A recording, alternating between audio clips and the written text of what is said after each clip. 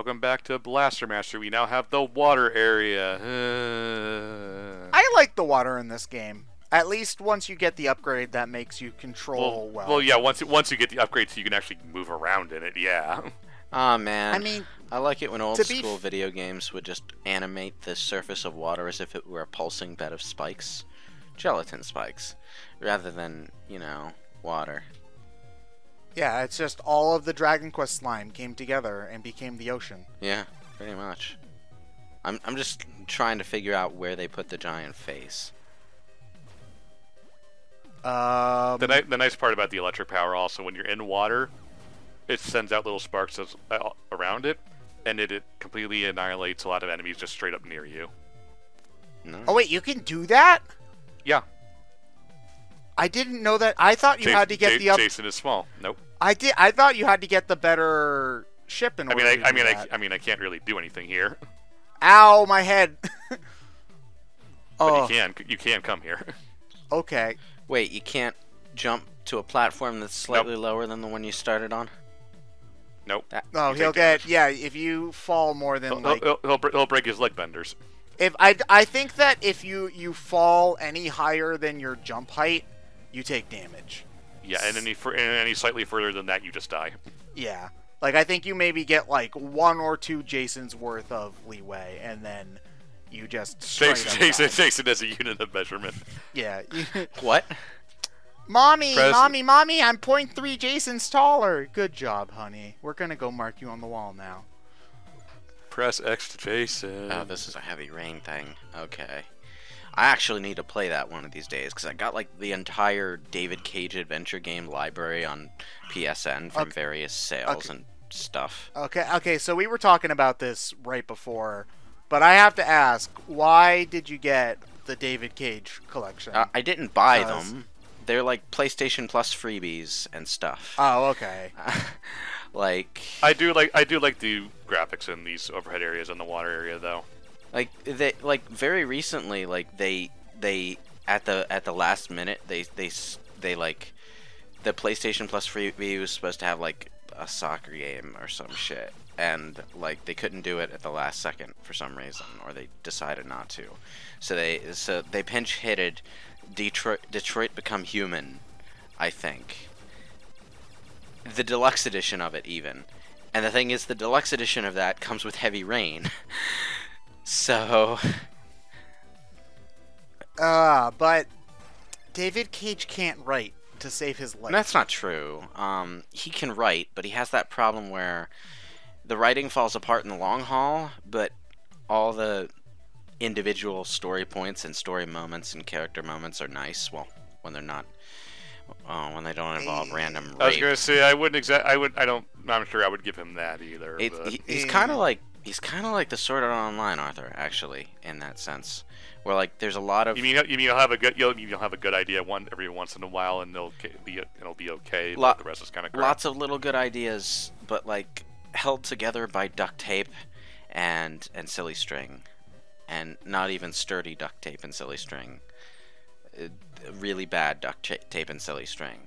Basically, the thing falls apart. To be fair, silly string isn't strong to begin with. Yeah, that's the point. It falls apart the moment you try to look at it as the big picture.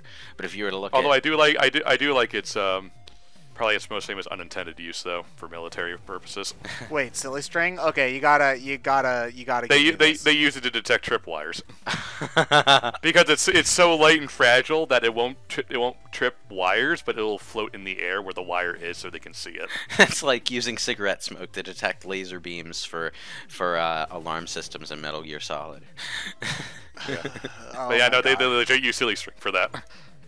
I didn't. Oh my god. That's actually pretty cool. I didn't know that. But imagine being the military general who has to sign off the payments silly string budget for $200 for silly string. But you know, back to David Cage for a second though. Like Detroit Become Human is like the best example of what I'm talking about when it comes to David Cage stuff. Just stuff produced by that studio in general, because Detroit Become Human is essentially like a game made based on the premise of this really short tech demo that they did for the PS3. And the tech demo is sometimes called like the best story Quantic Dreams has ever made, because it's like 30 seconds long or something, and it's just a scene where this robot is activated and displays that she has like intelligence and emotions, and the guy who's putting her together initially panics and is about to disassemble her, but she gets so like legitimately scared that he can't do it. So he's just like, okay, pretend not to have emotions, and I'll send you along, and don't cause any trouble because I'll get fired for it, please. And he just lets her go, and he's like, oh my god. And Detroit Become Human is basically the story after that, and one of the playable characters is indeed that same robot. So, in that sense, it's interesting. But the thing is, David Cage and Quantic Dreams, they do really good story moments, and that's what that tech demo was, a really good story moment. They're not so good at, like, an actual... It's like, okay, you can write a scene, but that doesn't necessarily mean you can write a novel. You can write an episode of a show, but that doesn't necessarily mean you'll be a good showrunner, you know?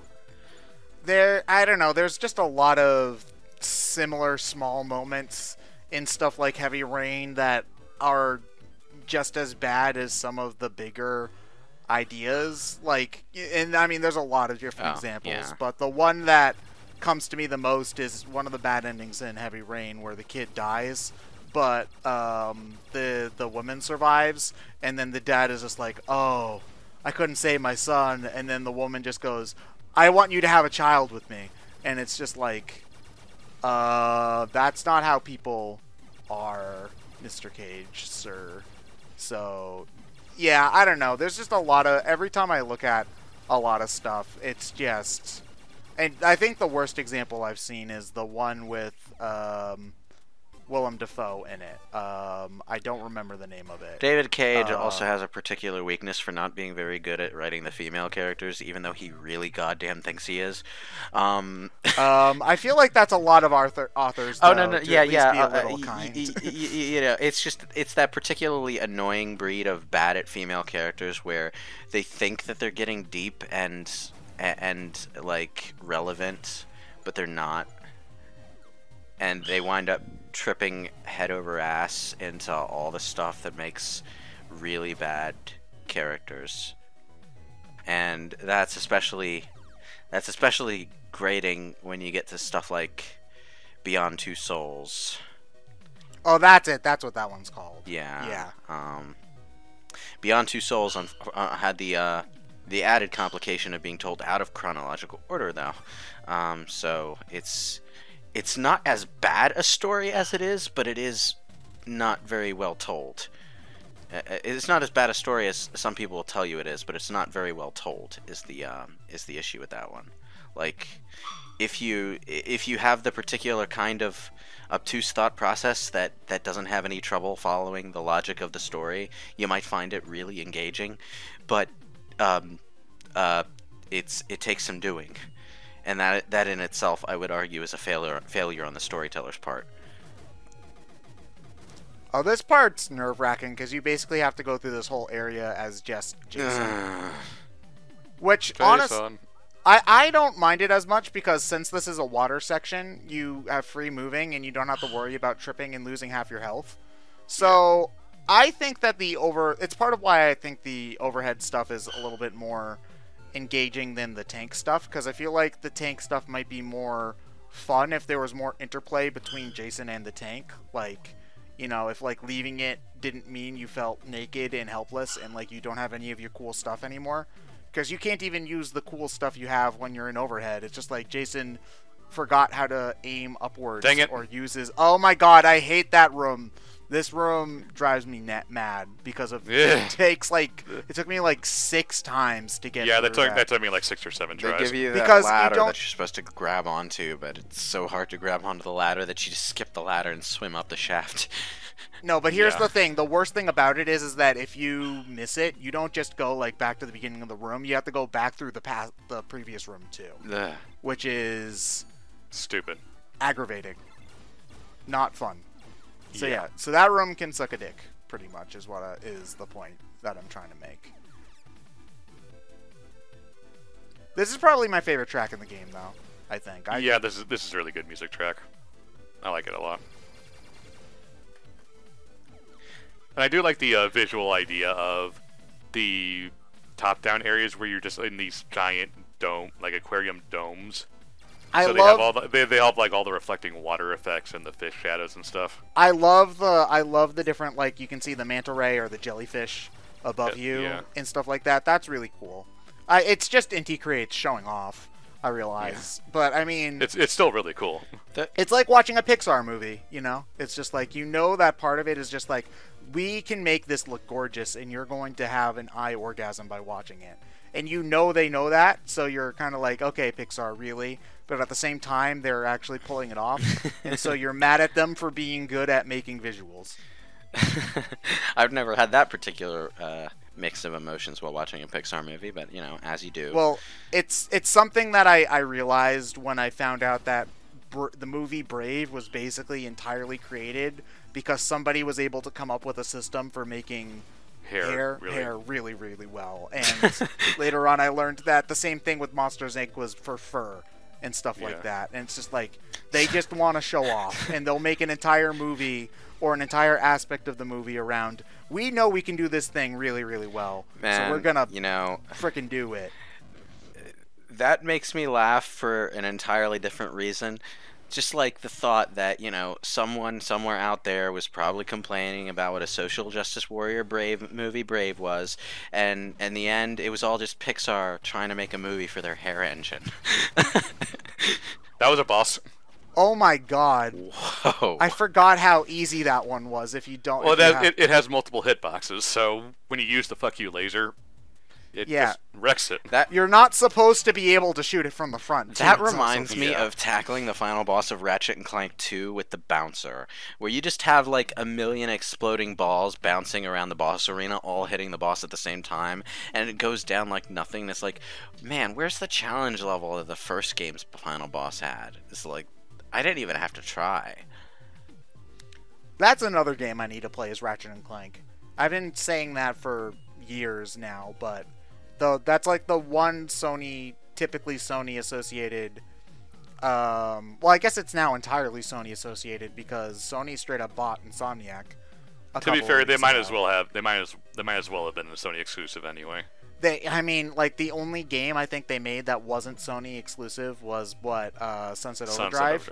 And nobody cares about that. I mean, I hear it's good. It's just it was on the Xbox One exclusively, so yeah. Yeah. But yeah, I've been meaning to get around to it for forever. It's just I don't know what version's the best one to get, and so I've been paralyzed with indecision, pretty much. So I'll do it eventually. Wait. I mean, you can shoot chickens at people in those Does games. Sunset Overdrive have a PC version? I believe so now. It does, but initially it wasn't. I think like I got the PC version for free at some point, and I completely forgot I owned it. But now that I have a PC that can actually run it, I might actually give it a try. Because I've heard excellent things about Sunset Overdrive, but like, you know. You see, I've heard that it's a good game, but I couldn't tell you, to save my life, what like genre of game it is. Kind of like the sandbox sort of thing, where you have powers for mobility and combat. It's a little like Infamous and Prototype, but a lot more lighthearted, I think. Okay. It's kind. Precise swimming. It's kind of that. Precise swimming. Okay. This is Mario swimming, isn't it? Oh no, you don't have to press like a button to go up. You just like use the D-pad. You kind of bob, yeah. Yeah. So you can just move up and down with the control pad, but you will like slowly sink if you just hold right. So you kind of have to like press the up button every now and again to keep your altitude. Oh, I see. Yeah. That's. It's pretty fluid. Fluid.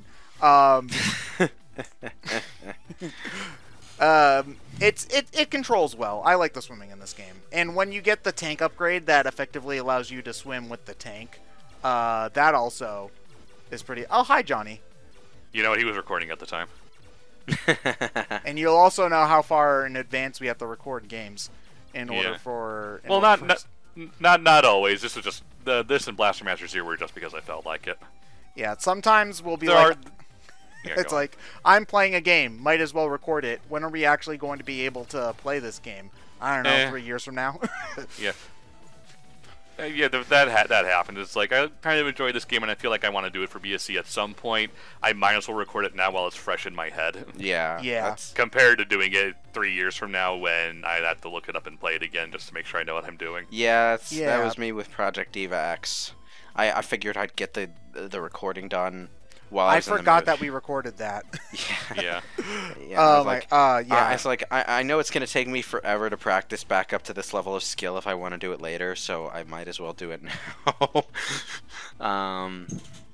Because I'm not Yeah. the best at rhythm games. So once I'm in the groove and I can actually play it well, that's not gonna happen again for a good long while. So, like, I dread to think what I would be like if I tried to go back and play Guitar Hero or Rock Bands nowadays, because I played those a lot when they were new, back when plastic instruments weren't something people were ashamed to have in their house. So, like, I got to the point where I could play most songs on Expert. Like, not great, but, you know, I feel like getting to Expert is more than most people got for Guitar Hero, so, you know, that's good enough for me. I didn't, like, beat Through the Fire and the Flames, but that's because that what are they called, like note chart, whatever it's called, that's just really bullshit, so it's not a good challenge anyway. But anyway, if I probably went to try it nowadays, I'd probably hurt my fingers and just be bad. So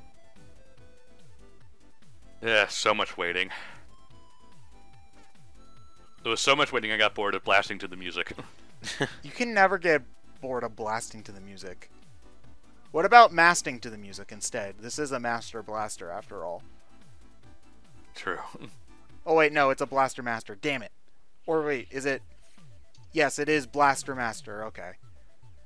And that's how we get over here to get life up.